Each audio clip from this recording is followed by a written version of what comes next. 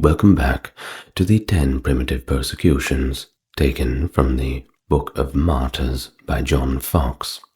This is part 2 of a 2-part video. If you would like to watch part 1, there is a link at the top of the description. Let us begin now. The 8th persecution under Valerian began in the month of April 257 AD and continued for 3 years and 6 months. The martyrs that fell in this persecution were innumerable, and their tortures and deaths various and painful. The most eminent martyrs were the following, though neither rank, sex, or age were regarded. Rufina and Secunda, 2 beautiful and accomplished ladies, daughters of Asterius, a gentleman of eminence in Rome. Rufina, the elder, was designed in marriage for Armentarius, a young nobleman. Secunda, the younger, for Verinus, a person of rank and opulence. The suitors, at the time of the persecutions commencing, were both Christians, but when danger appeared, to save their fortunes, they renounced their faith. They took great pains to persuade the ladies to do the same, but disappointed in their purpose, the lovers were base enough to inform against the ladies, who, being apprehended as Christians, were brought before Junius Donatus, the governor of Rome, where, in 257 AD, they sealed their martyrdom with their blood. Stephen, Bishop of Rome, was beheaded in the same year, and about that time Saturnius, the pious Orthodox Bishop of Toulouse, refusing to sacrifice to idols, was treated with all the barbarous indignities imaginable, and fastened by the feet to the tail of a bull. Upon a signal given, the enraged animal was driven down the steps of the temple, by which the worthy martyr's brains were dashed out. Sextus succeeded Stephen as Bishop of Rome. He is supposed to have been a Greek by birth or by extraction, and had for some time served in the capacity of a deacon under Stephen. His great fidelity, singular wisdom, and uncommon courage distinguished him upon many occasions, and the happy conclusion of a controversy with some heretics is generally ascribed to his piety and prudence. In the year 258, Marcianus, who had the management of the Roman government, procured an order from the Emperor Valerian to put to death all the Christian clergy within Rome, and hence the bishop, with 6 of his deacons, suffered martyrdom in 258. Laurentius, generally called Saint Lawrence, the principal of the deacons, who taught and preached under Sextus, followed him to the place of execution, when Sextus predicted that he should, 3 days after, meet him in heaven. Laurentius, looking upon this as a certain indication of his own approaching martyrdom, at his return gathered together all the Christian poor, and distributed the treasures of the church, which had been committed to his care among them. This liberality alarmed the persecutors, who commanded him to give an immediate account to the emperor of the church treasures. This he promised to do within 3 days, during which interval he collected together a great number of aged, helpless, and impotent poor. He repaired to the magistrate and presented them to him, saying, "These are the true treasures of the church." Incensed at the disappointment, and fancying the matter meant in ridicule, the governor ordered him to be immediately scourged. He was then beaten with iron rods, set upon a wooden horse, and had his limbs dislocated.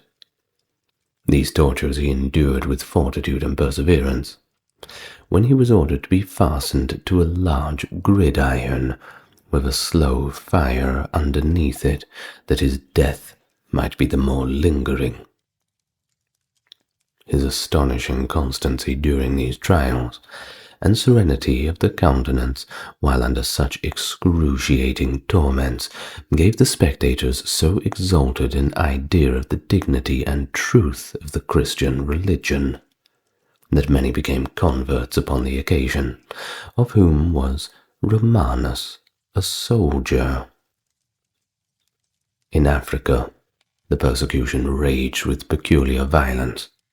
Many thousands received the crown of martyrdom, among whom the following were the most distinguished characters. Cyprian, Bishop of Carthage, an eminent prelate, and a pious ornament of the Church. The brightness of his genius was tempered by the solidity of his judgment, and with all the accomplishments of a gentleman he blended the virtues of a Christian. His doctrines were orthodox and pure, his language easy and elegant, and his manners graceful and winning. In fine, he was both the pious and polite preacher. In his youth, he was educated in the principles of Gentilism, and having a considerable fortune, he lived in the very extravagance of splendor and all the dignity of pomp. About the year 246, Coecilius, a Christian minister of Carthage, became the happy instrument of Cyprian's conversion, on which account, and for the great love that he always afterwards bore for the author of his conviction, he was termed Coecilius Cyprian. Previous to his baptism, he studied the Scriptures with care, and, being struck with the beauties of the truths they contained, he determined to practice the virtues therein recommended. Subsequent to his baptism, he sold his estate, distributed the money among the poor, dressed himself in plain attire, and commenced a life of austerity. He was soon after made a presbyter, and, being greatly admired for his virtues and works, on the death of Donatus in A.D. 248, he was almost unanimously elected the Bishop of Carthage. Cyprian's care not only extended over Carthage, but to Numidia and Mauritania. In all his transactions he took great care to ask the advice of his clergy, knowing that unanimity alone could be of service to the Church, this being one of his maxims, that the bishop was in the Church and the Church in the bishop, so that unity can only be preserved by a close connection between the pastor and his flock. In AD 250, Cyprian was publicly proscribed by Emperor Decius, under the appellation of Coecilius Cyprian, Bishop of the Christians, and the universal cry of the pagans was, "Cyprian to the lions, Cyprian to the beasts." The bishop, however, withdrew from the rage of the populace, and his effects were immediately confiscated. During his retirement, he wrote 30 pious and elegant letters to his flock, but several schisms then that crept into the Church gave him great unease. The rigor of the persecution abating, he returned to Carthage, and did everything in his power to expunge erroneous opinions. A terrible plague breaking out in Carthage, it was as usual laid to the charge of the Christians, and the magistrates began to persecute accordingly, which occasioned an epistle from them to Cyprian, in answer to which he vindicates the cause of Christianity. In AD 257, Cyprian was brought before the proconsul Apicius Paternus, who exiled him to a little city on the Libyan Sea. On the death of this proconsul, he returned to Carthage, but was soon after seized and carried before the now governor, who condemned him to be beheaded, which sentence was executed on the 14th of September, AD 258. The disciples of Cyprian, martyred in this persecution, were Lucius, Flavian, Victoricus, Remus, Montanus, Julian, Primellus, and Donatian. At Utica, a most terrible tragedy was exhibited. 300 Christians were, by the orders of the proconsul, placed round a burning lime kiln. A pan of coals and incense being prepared, they were commanded either to sacrifice to Jupiter or be thrown into the kiln. Unanimously refusing, they bravely jumped into the pit and were immediately suffocated. Fructuosus, Bishop of Tarragon in Spain, and his two deacons, Augurius and Eulogius, were burned for being Christians. Alexander, Malchus, and Priscus, 3 Christians of Palestine, with a woman of the same place, voluntarily accused themselves of being Christians, on which account they were sentenced to be devoured by tigers, which sentence was executed accordingly. Maxima, Donatilla, and Secunda, 3 virgins of Tiburga, had gall and vinegar given to them to drink, were then severely scourged, tormented on a gibbet, rubbed with lime, scorched on a gridiron, worried by wild beasts, and at length beheaded. It is here proper to take notice of the singular but miserable fate of the Emperor Valerian, who had so long and so terribly persecuted the Christians. This tyrant, by a stratagem, was taken prisoner by Sapor, Emperor of Persia, who carried him into his own country and there treated him with the most unexampled indignity, making him kneel down as the meanest slave and treading upon him as a footstool when he mounted his horse. After having kept him for the space of 7 years in this abject state of slavery, he caused his eyes to be put out, though he was then 83 years of age. This not satiating his desire for revenge, he soon after ordered his body to be flayed alive and rubbed with salt, under which torments he expired, and thus fell one of the most tyrannical emperors of Rome, and one of the greatest persecutors of the Christians. AD 260, Gallienus, the son of Valerian, succeeded him, and during his reign, a few martyrs excepted, the Church enjoyed peace for some years.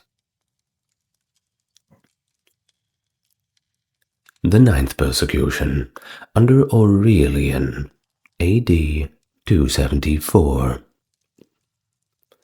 The principal sufferers were Felix, Bishop of Rome.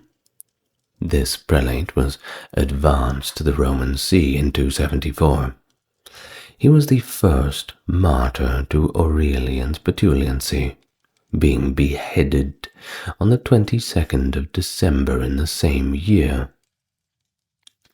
Agapetus, a young gentleman who sold his estate and gave the money to the poor, was seized as a Christian, tortured, and then beheaded at Praeneste, a city within a day's journey from Rome. These are the only martyrs left upon returning during this reign, as it was soon put a stop to by the emperor's being murdered by his own domestics at Byzantium. Aurelian was succeeded by Tacitus, who was followed by Probus, and as the latter was by Carus, this emperor being killed by a thunderstorm. His sons, Carnios and Numerian, succeeded him, and during all these reigns the church had peace. But Diocletian mounted the imperial throne in AD 284. At first, he showed great favor to the Christians. In the year 286, he associated Maximian with him in the empire, and some Christians were put to death before any general persecution broke out. Among these were Felician and Primus, two brothers. Marcus and Marcellianus were twins, natives of Rome, and of noble descent. Their parents were heathens, but the tutors, to whom the education of the children was entrusted, brought them up as Christians. Their constancy at length subdued those who wished them to become pagans, and their parents and the whole family became converts to a faith they had before reprobated. They were martyred by being tied to posts and having their feet pierced with nails. After remaining in the situation for a day and a night, their sufferings were put to an end by the thrusting of lances through their bodies. Zoe, the wife of the jailer, who had the care of the before-mentioned martyrs, was also converted by them, and hung upon a tree, with a fire straw lit beneath her, when her body was taken down and thrown into a river with a large stone tied to it in order to sink it. In the year of our Lord, 286, a most remarkable affair had occurred. A legion of soldiers, consisting of 6,666 men, contained none but Christians. This legion was called the Theban Legion, because the men had been raised in Thebias. They were quartered in the east till Emperor Maximian ordered them to march to Gaul to assist him against the rebels of Burgundy. They passed the Alps into Gaul under the command of Mauritius, Candidus, Expernis, their worthy commanders, and at length joined the emperor. Maximian, about this time, ordered a general sacrifice, at which the whole army was to assist, and likewise he commanded that they should take the oath of allegiance and swear at the same time to assist in the extirpation of Christianity in Gaul. Alarmed at these orders, each individual of the Theban legion absolutely refused either to sacrifice or take the oaths prescribed. This so greatly enraged Maximian that he ordered the legion to be decimated, that is, every 10th man to be selected from the rest and put to the sword. This bloody order having been put into execution, those who remained alive were still inflexible, when a second decimation took place, and every 10th man of those living were put to death. The second severity made no more impression than the first had done. The soldiers preserved their fortitude and their principles, but by the advice of their officers, they drew up a loyal remonstrance to the emperor. This, it might have been presumed, would have softened the emperor. But it had the contrary effect, for, enraged at their perseverance and unanimity, he commanded that the entire legion shall be put to death, which was accordingly executed by the other troops, who cut them to pieces with their swords, the 22nd of September, 286 AD. Alban, from whom St. Albans in Hertfordshire received its name, was the first British martyr. Great Britain had received the gospel of Christ from Lucius, the first Christian king, but did not suffer from the rage of persecution that many years after. He was originally a pagan, but converted by a Christian ecclesiastic named Amphibalus, whom he sheltered on account of his religion. The enemies of Amphibalus, having intelligence of the place where he was seated, came to the house of Alban in order to facilitate his escape. When the soldiers came, he offered himself up as the person they were seeking. The deceit being detected, the governor ordered him to be scourged, and then he was sentenced to be beheaded, June 22nd, AD 287. The Venerable Bede assures us that, upon this occasion, the executioner suddenly became a convert to Christianity and entreated permission to die for Alban, or with him. Obtaining the latter request, they were beheaded by a soldier, who voluntarily undertook the task of executioner. This happened on the 22nd of June, AD 87, at Verulam, now St. Albans in Hertfordshire, where a magnificent church was erected to his memory about the time of Constantine the Great.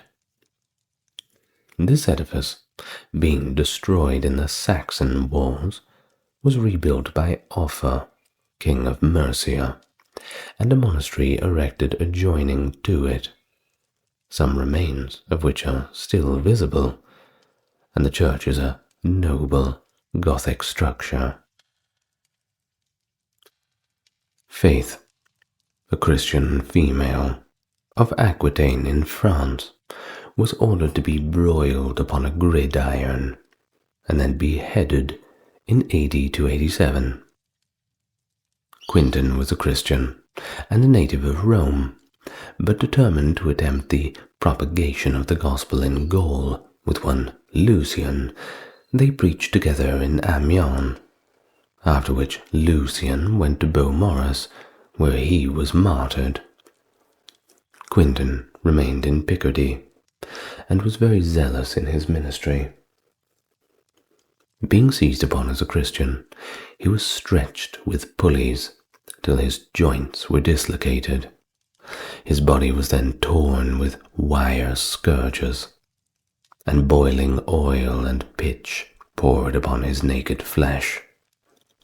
Lighted torches were applied to his sides and armpits, and after he had been thus tortured, he was remanded back to prison and died of the barbarities he had suffered.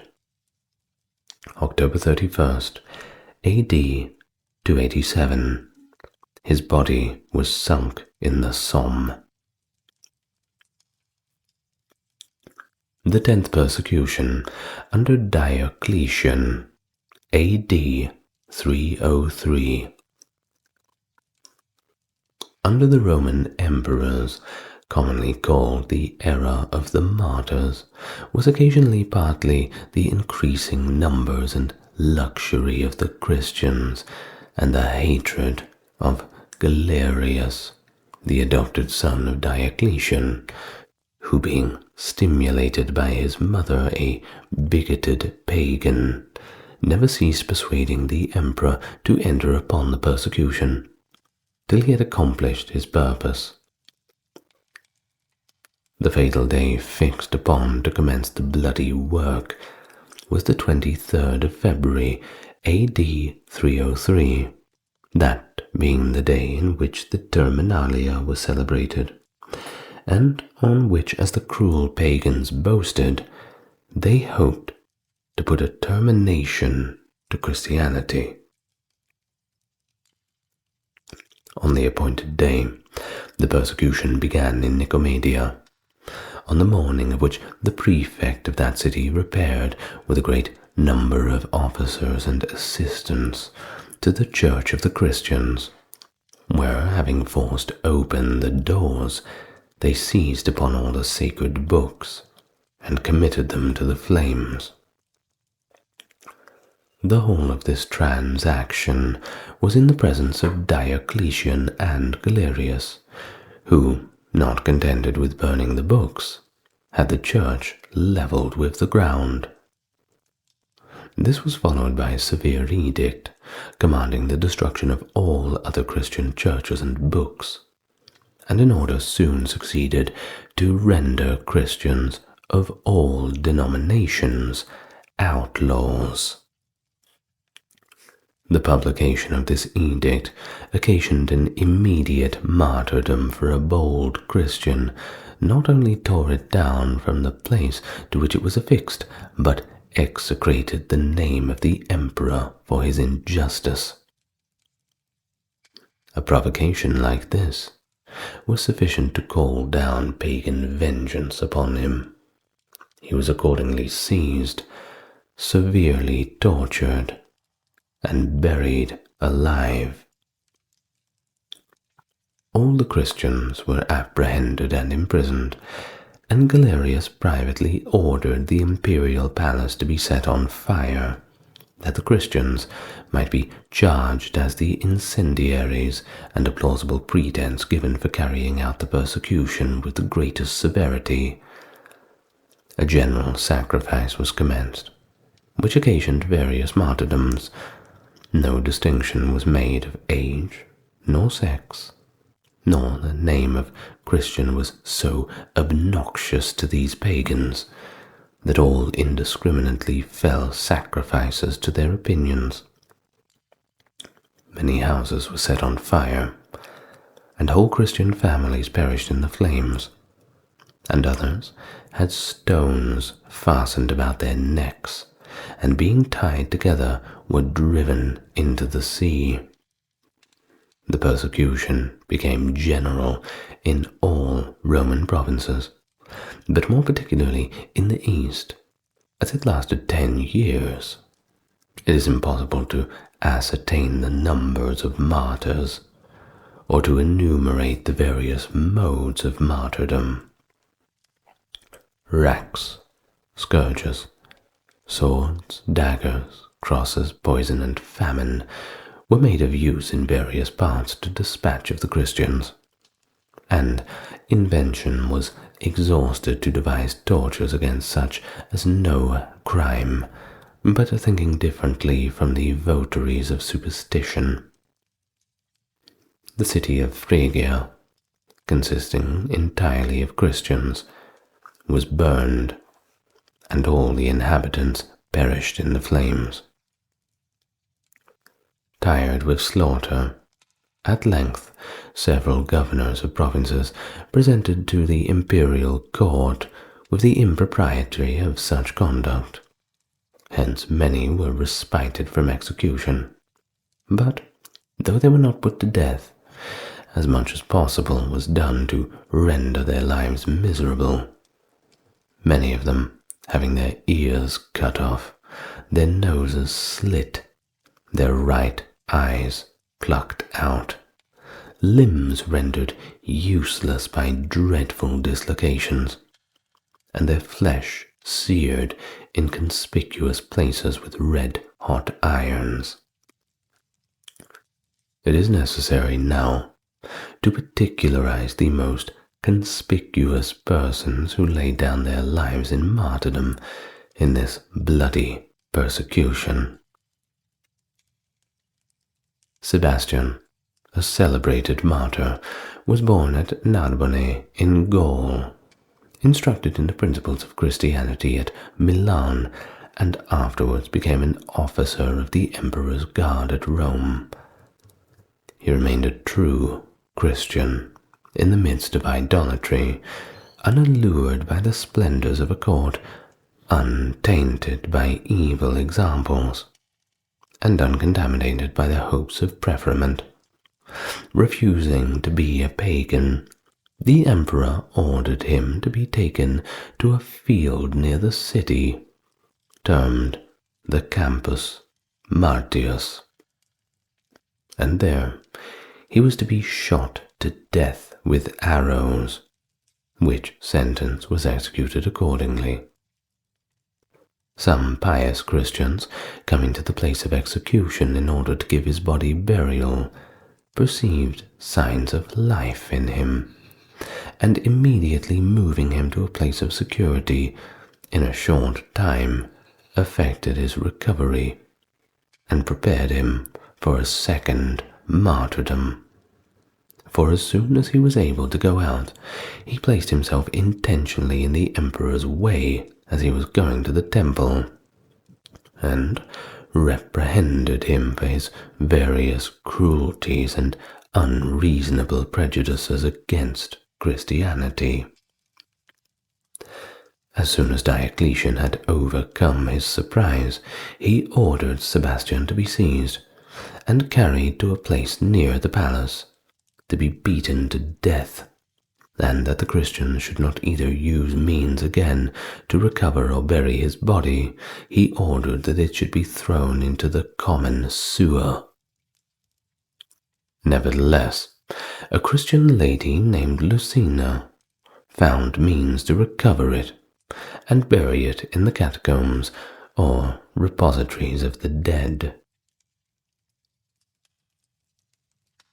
The Christians, about this time, upon mature consideration, thought it unlawful to bear arms under a heathen emperor. Maximilian, the son of Fabius Victor, was the first beheaded under this regulation. Vitus, a Sicilian of considerable family, was brought up a Christian. When his virtues increased with his years, his constancy supported him under all afflictions, and his faith was superior to the most dangerous perils. His father, Hylas, who was a pagan, finding that he had been instructed in the principles of Christianity by the nurse who had brought him up, used all his endeavors to bring him back to paganism, and at length sacrificed his son to the idols, June 14th, A.D. 303. Victor was a Christian of good family at Marseille in France.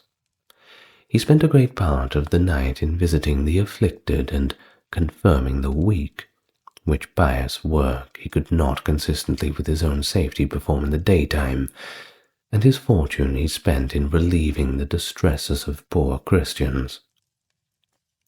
He was, at length, however, seized by the Emperor Maximian's decree, who ordered him to be bound and dragged through the streets. During the execution of this order, he was treated with all manner of cruelties and indignities by the enraged populace. Remaining still inflexible, his courage was deemed obstinacy. Being, by order, stretched upon the rack, he turned his eyes towards heaven, and prayed to God to endue him with patience, after which he underwent the tortures with the most admirable fortitude. After the executioners were tired with inflicting torments upon him, he was conveyed to a dungeon. In his confinement, he converted his jailers, named Alexander, Felician, and Longinus. This affair coming to the ears of the emperor, he ordered them immediately to be put to death, and the jailers were accordingly beheaded. Victor was again put on the rack, unmercifully beaten with batons, and again sent to prison. Being a third time examined concerning his religion, he persevered in his principles. A small altar was then brought, and he was commanded to offer incense upon it immediately.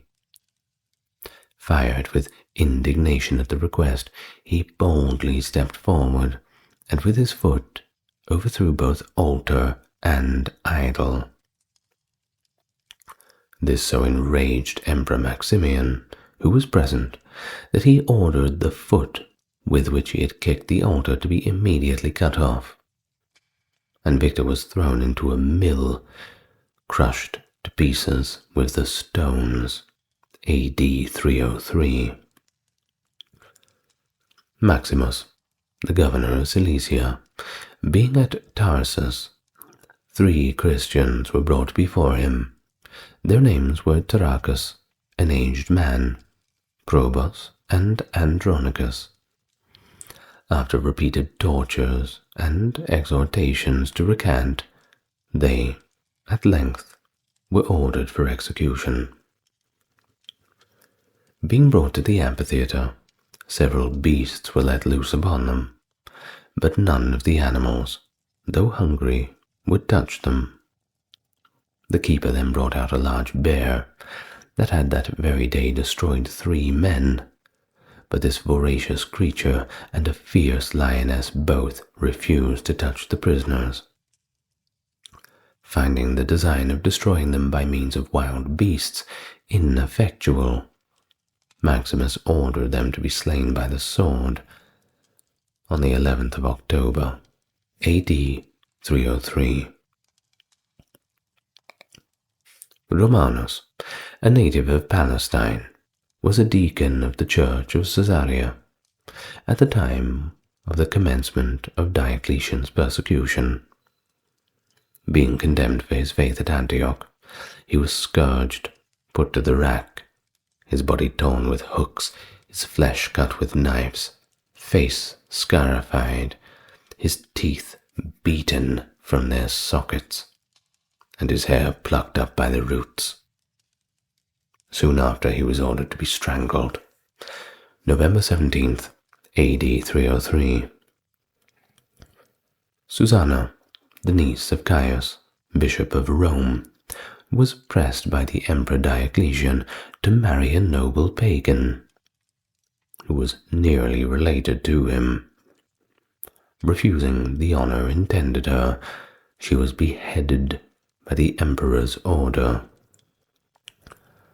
Dorotheus, the high chamberlain of the household to Diocletian, was a Christian and took great pains to make converts. In his religious labors, he was joined by Gorgonius, another Christian, and one belonging to the palace. They were first tortured and then strangled. Peter, a eunuch belonging to the emperor, was a Christian of singular modesty and humility. He was laid on a gridiron and broiled over a slow fire until he expired. Cyprian, known by the title of the Magician, to distinguish him from Cyprian the Bishop of Carthage, was a native of Antioch. He received a liberal education in his youth, and particularly applied himself to astrology, after which he travelled for improvement through Greece, Egypt, India. In the course of time he became acquainted with Justina, a young lady of Antioch whose birth, beauty, and accomplishments rendered her the admiration of all who knew her. A pagan gentleman applied to Cyprian to promote his suit with beautiful Justina. This he undertook, but soon himself became converted, burned his books of astrology and magic, received baptism, and felt animated with a powerful spirit of grace. The conversion of Cyprian had a great effect on the pagan gentleman, who paid his addresses to Justina, and he in a short time embraced Christianity. During the persecution of Diocletian, Cyprian and Justina were seized upon as Christians, when the former was torn with pincers and the latter chastised. After suffering other torments, were beheaded. Eulalia, a Spanish lady of Christian family, was remarkable in her youth for sweetness of temper and solidity of understanding seldom found in capriciousness of juvenile years. Being apprehended as a Christian, the magistrate attempted the mildest of means to bring her over to paganism, but she ridiculed the pagan deities with such asperity that the judge, incensed at her behavior, ordered her to be tortured. Her sides were accordingly torn by hooks, and her breasts burnt in the most shocking manner, till she expired by the violence of the flames, December A.D. 303. In the year 304, when the persecution reached Spain, Dacian, the governor of Tarragona, ordered Valerius the bishop and Vincent the deacon to be seized, loaded with irons, and imprisoned. The prisoners being firm in their resolution, Valerius was banished, and Vincent was racked, his limbs dislocated, flesh torn with hooks, and was laid on a gridiron, which had not only a fire placed under it, but spikes placed at the top which ran into and through his flesh.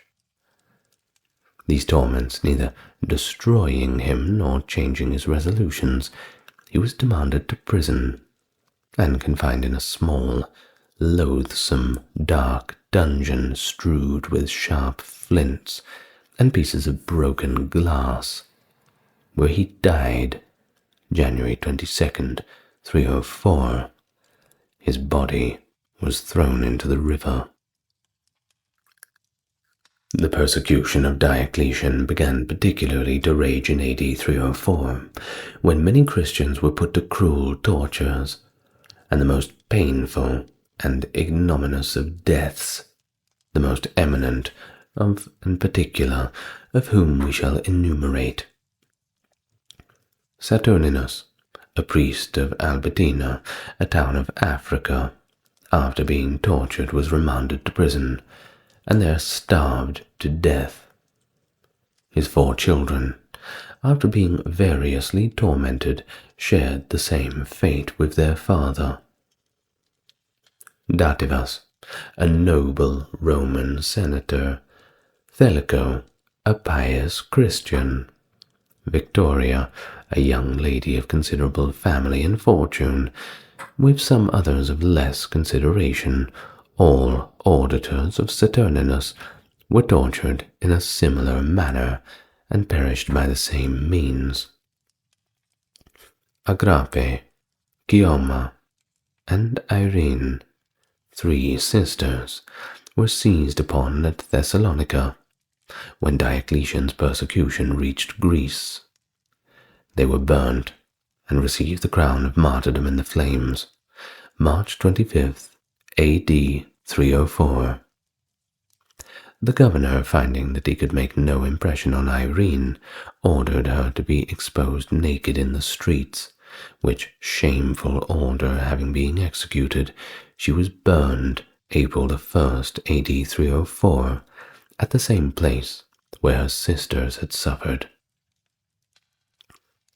Agatho, a man of pious turn of mind, with Cassique, Philippa, and Eutychia, were martyred about the same time, but the particulars have not been transmitted to us.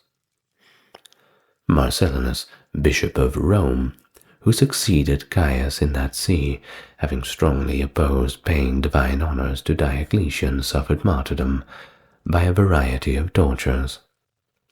In the year 321, comforting his soul till he expired with the prospect of those glorious rewards it would receive by the tortures suffered in the body. Victorius, Carpophorus, Severus, and Severianus were brothers, and all four employed in places of great trust and honor in the city of Rome. Having exclaimed against the worship of idols, they were apprehended and scourged with the plumbatae, or scourges to the ends of which were fastened lead balls. This punishment was exercised with such excess of cruelty that the pious brothers fell martyrs to its severity. Timothy, a deacon of Mauritiana, and Mora, his wife, had not been united together by the bands of wedlock above 3 weeks, when they were separated from each other by the persecution. Timothy, being apprehended as a Christian, was carried before Arianus, the governor of Thebias, who, knowing that he had the keeping of the Holy Scriptures, commanded him to deliver them up to be burned, of which he answered, "Had I children, I would sooner deliver them up to be sacrificed than part with the word of God." The governor, being much incensed at his reply, ordered his eyes to be put out with red-hot iron, saying, "The books shall at least be useful to you, for you shall not see to read them." His patience under the operation was so great that the governor grew more exasperated. He, therefore, in order, if possible, to overcome his fortitude, ordered him to be hung up by the feet, with a weight tied about his neck and a gag in his mouth. In this state, Mora, his wife, tenderly urged him for her sake to recant, but when the gag was taken out of his mouth, instead of consenting to his wife's entreaties, he greatly blamed her mistaken love, and declared his resolution of dying for the faith. The consequence was that Mora resolved to imitate his courage and fidelity, and either to accompany or follow him to glory. The governor, after trying in vain to alter her resolution, ordered her to be tortured, which was executed with great severity. After this, Timothy and Mora were crucified near each other, AD 304. Sabinus, bishop of Assisium, refusing to sacrifice to Jupiter and pushing the idol from him, had his hand cut off by the order of the governor of Tuscany. While in prison, he converted the governor and his family, all of whom suffered martyrdom for the faith. Soon after their execution, Sabinus himself was scourged to death.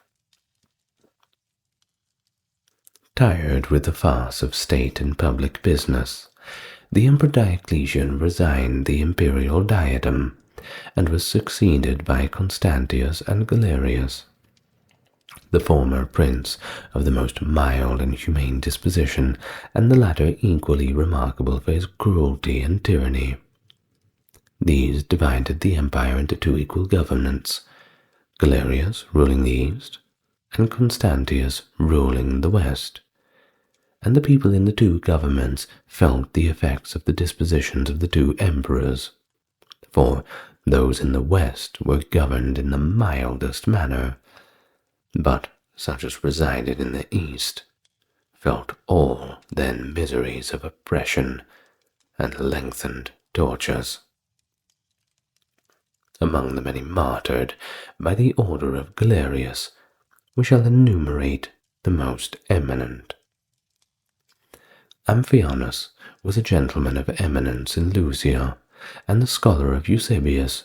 Julita, a Lycaonian of royal descent, but more celebrated for her virtues than noble blood.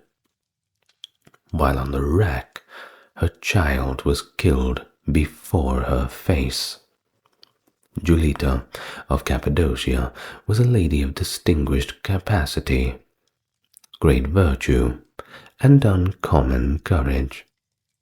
To complete the execution, Julita had boiling pitch poured on her feet. Her sides were torn with hooks, and received the conclusion of her martyrdom by being beheaded April 16th, 305 A.D. Hermolaus, a venerable and pious Christian, and of a great age, of an intimate acquaintance of Pantalon's, suffered martyrdom for the faith at the same day and in the same manner as Pantaleon.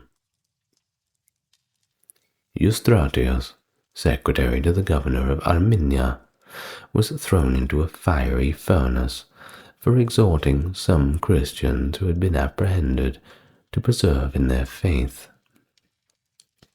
Nicander and Marcian, two eminent Roman military officers, were apprehended on account of their faith. As they were both men of great abilities in their profession, the utmost means were used to induce them to renounce Christianity, but these endeavors being found ineffectual, they were beheaded. In the kingdom of Naples, several martyrdoms took place.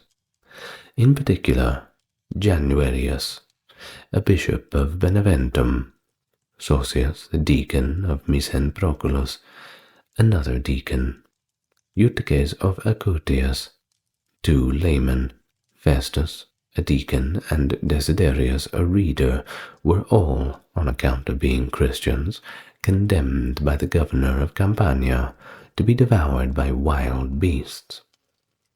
The savage animals, however, not touching them, they were beheaded. Quirinius, bishop of Caesarea, being carried before Matenius the governor, was ordered to sacrifice to the pagan deities, agreeably to the edicts of various Roman emperors. The governor, perceiving his constancy, set him to jail, and ordered him to be heavily ironed, flattering himself that the hardships of a jail, some occasional tortures, and the weight of chains might overcome his resolution. Being decided on his principles, he was sent to Amantius, the principal governor of Pannonia, now Hungary, who loaded him with chains and carried him through the principal towns of the Danube, exposing him to ridicule wherever he went. Arriving at length to Sabaria, and finding that Quirinus would not renounce his faith, he ordered him to be cast into the river, with a stone fastened around his neck. The sentence being put into execution, Quirinius floated about for some time, and, exhorting the people in the most pious terms, concluded his admonitions with this prayer: It is no new thing, O all-powerful Jesus, for thee to stop the course of the rivers, or to cause a man to walk upon the water as thou didst thy servant Peter. The people have already seen the proof of thy power in me. Grant me now to lay down my life for your sake, O my God. On pronouncing the last words, he immediately sank and died June the 4th, AD 308. His body was taken up and buried by some pious Christians. Pamphilius, a native of Phoenicia, of a considerable family, was a man of such extensive learning that he was called a second Origen. He was received into the body of the clergy at Caesarea, where he established a public library and spent his time in the practice of every Christian virtue. He copied the greatest part of the works of Origen with his own hand, and, assisted by Eusebius, gave a correct copy of the Old Testament, which had suffered greatly by the ignorance or negligence of former transcribers. In the year 307, he was apprehended and suffered torture and martyrdom. Marcellus, Bishop of Rome, being banished on the account of his faith, fell a martyr to the miseries he suffered in exile, 16th of January, AD 310. Peter, the 16th Bishop of Alexandria, was martyred November 26, AD 311, by order of Maximus Caesar, who reigned in the East. Agnes, a virgin of only 13 years of age, was beheaded for being a Christian, as was Serene, the Empress of Diocletian. Valentine, a priest, suffered the same fate at Rome, and Erasmus, a bishop, was martyred in Campania. Soon after this the persecution abated in the middle parts of the empire, as well as in the west, and Providence at length began to manifest vengeance on the persecutors. Maximian endeavored to corrupt his daughter Fausta to murder Constantine, her husband, which she discovered, and Constantine forced him to choose his own death, when he preferred the ignominious death of hanging after being an emperor near 20 years. Galerius was visited by an incurable and intolerant disease, which began with an ulcer in his secret parts and a fistula in ano, that spread progressively to his inmost bowels and baffled all the skill of physicians and surgeons. Untried medicines or some daring professors drove the evil through his bones to the very marrow, and worms began to breed in his entrails. The stench was so preponderant as to be perceived in the city, all the passages separating the passages of urine and excrements being corroded and destroyed. The whole mass of his body was turned into a universal rottenness, and though living creatures and boiled animals were applied with the design of drawing out the vermin by the heat, by which the vast hive was opened, a second imposthume discovered a more prodigious swarm, as if his whole body was resolved into worms. By a dropsy also his body was grossly disfigured, for although his upper parts were exhausted and dried to a skeleton, covered only with dead skin, the lower parts were swelled up like bladders, and the shape of his feet could scarcely be perceived. Torments and pains insupportable, greater than those he had inflicted upon the Christians, accompanied these visitations, and he bellowed out like a wounded bull, often endeavoring to destroy himself, and indeed destroying several physicians for the inefficacy of their medicines. These torments kept him in a languishing state for a full year, and his conscience was awakened at length, in the intervals of his paroxysms, that he would rebuild the churches and repair the mischief done to them. An edict in his last agonies was published in his name, and the joint names of Constantine and Licinius to permit the Christians to have the free use of their religion, and to supplicate their God for his health and the good of the empire, on which many prisoners in Nicomedia were liberated, and amongst others Donatus. At length Constantine the Great determined to redress the grievances for the Christians, at which purpose he raised an army of 30,000 foot and 8,000 horse, which he marched towards Rome with Maxentius. The emperor defeated him, and entered the city of Rome in triumph. A law was now published in favor of the Christians, in which Licinius was joined by Constantine, and a copy of it was sent to Maximus in the East. Maximus, who was a bigoted pagan, greatly disliked the edict, but being afraid of Constantine, did not openly avow his disapprobation. Maximus at length invaded the territories of Licinius, but being defeated, put an end to his life by poison. Licinius afterwards persecuting the Christians, Constantine the Great marched against him and defeated him. He was afterwards slain by his own soldiers. We shall conclude our account of the 10th and last general persecution with the death of St. George, the titular saint and patron of England. St. George was born in Cappadocia, of Christian parents, and giving proofs of his courage, he was promoted in the army of Emperor Diocletian. During the persecution, St. George threw up his command, went boldly to the Senate House, and avowed his being a Christian, taking occasion at the same time to remonstrate against paganism and point out the absurdity of worshipping idols. This freedom so greatly provoked the Senate that St. George was ordered to be tortured, and by the emperor's orders was dragged through the streets and beheaded the following day. Well, we reach the end of the 10 primitive persecutions from the Book of Martyrs by John Foxe. Of course, we're going to be doing more of it.